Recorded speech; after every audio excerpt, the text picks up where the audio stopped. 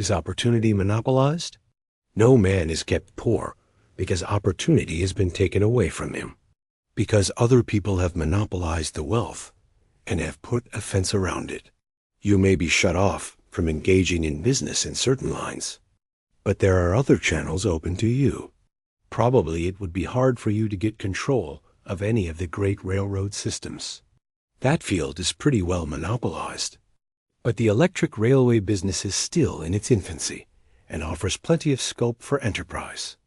And it will be but a very few years until traffic and transportation or the air will become a great industry, and in all its branches will give employment to hundreds of thousands and perhaps to millions of people. Why not turn your attention to the development of aerial transportation instead of competing with J.J. Hill and others for acants in the steam railway world? It is quite true that if you are a workman in the employ of the Steel Trust, you have very little chance of becoming the owner of the plant in which you work. But it is also true that if you will commence to act in a certain way, you can soon leave the employ of the Steel Trust. You can buy a farm of from 10 to 40 acres and engage in business as a producer of foodstuffs. There is great opportunity at this time for men who will live upon small tracts of land and cultivate the same intensively.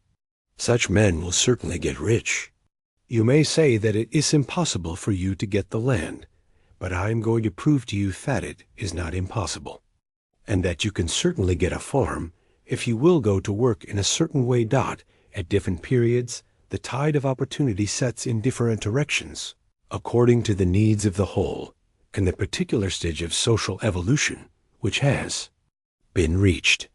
At present, in America, it is setting toward agriculture and the allied industries and professions. Today, opportunity is open before the farmer in his line more than before the factory worker in his line.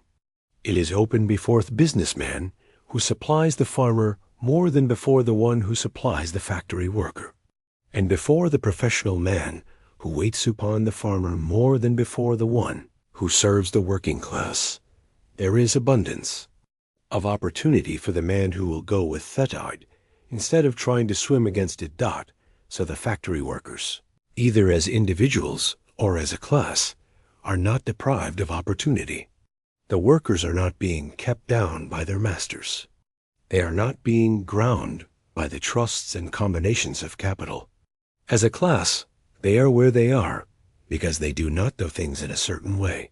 If the workers of America chose to do so, they could follow the example of their brothers in Belgium and other countries and establish great department stores and cooperative industries.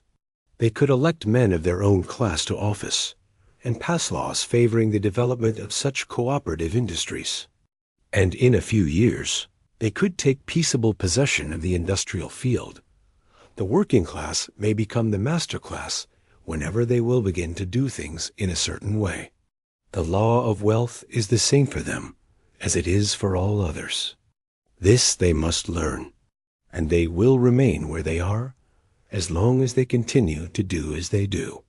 The individual worker, however, is not held down by the ignorance or the mental slothfulness of his class.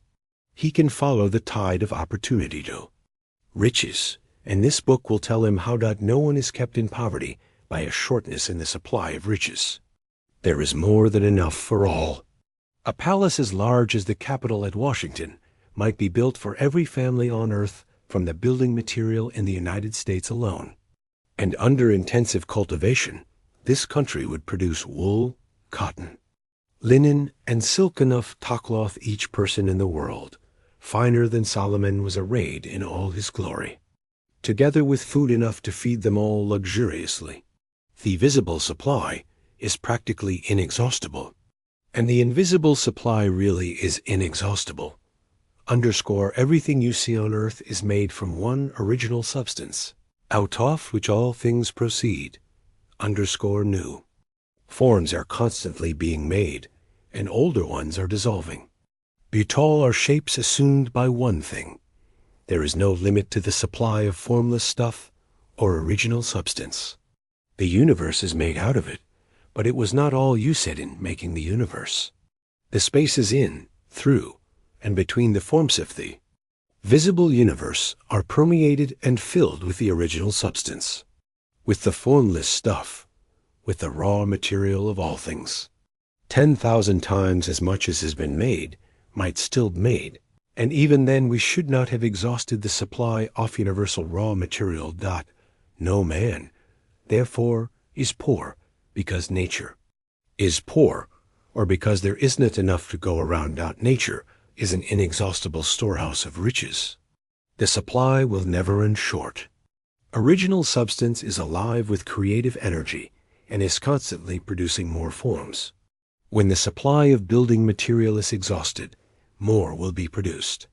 When the soil is exhausted, so fat foodstuffs and materials for clothing will no longer grow upon it, it will be renewed, or more soil will be made. When all the gold and silver has been dug from the earth, if man is still in such a stage of social development that he needs gold and silver, more will be produced from the formless. The formless stuff responds to the needs of man. It will not let him be without any good thing. This is true of man collectively. The race as a whole is always abundantly rich, and if individuals are poor, it is because they do not follow the certain way of doing things which makes the individual manric. The formless stuff is intelligent. It is stuff which thinks, it eyes alive, and is always impelled toward more life. That it is the natural and inherent impulse of life to seek to live more. It is the nature of intelligence to enlarge itself, and of consciousness to seek to extend its boundaries and find fuller expression.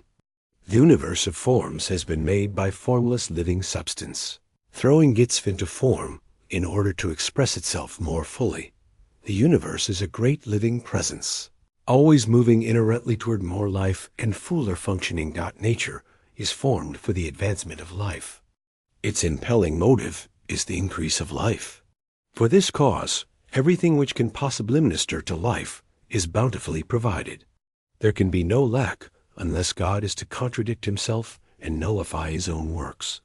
You are not kept poor by lack. In the supply of riches. It is a fact which I shall demonstrate a little farther on, that even the resources of the formless supply are at the command of the man or woman who will act and think in a certain way.